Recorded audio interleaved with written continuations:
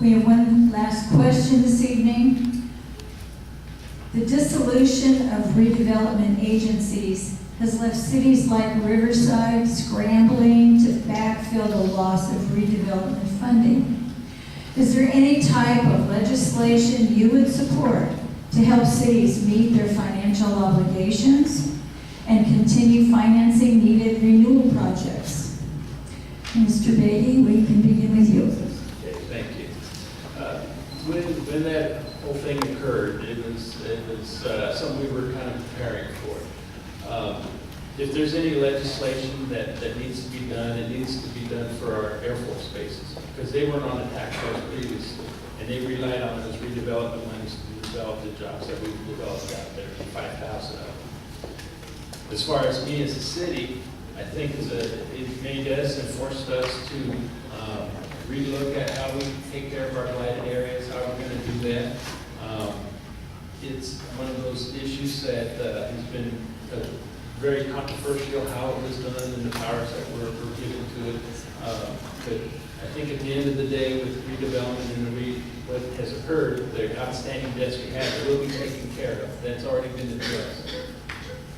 As we go down the road, there will actually be more money into our general fund that we can actually establish programs to take care of those blighted areas. But it's going to take myself as a council member and the rest of my colleagues and the other cities to establish programs that clearly identify the blighted areas and how they're going to address them for the long term. So we've got to do a lot more long-term planning now than we did before, or as we did in the past. We just get some money and, okay, we'll do this project, we'll do that project. Now we got to prioritize and project and save our dollars much more wisely than we have in the past out there. It wasn't a bad thing, redevelopment went away, but now you as citizens will be able to identify and establish much more clear project areas and have that money actually go to that project to take care of that blighted when it needs to be done. Thank you. We'll take Mr. DeLeon next. The reason much of the money was taken in is the state decided to intervene again with the budget process. When you take money from local government, there's consequences, and a lot of that has to do with, Mr. Bay mentioned, blight, or at the same time also loss of jobs, job creation. And most of the jobs we lost are locally.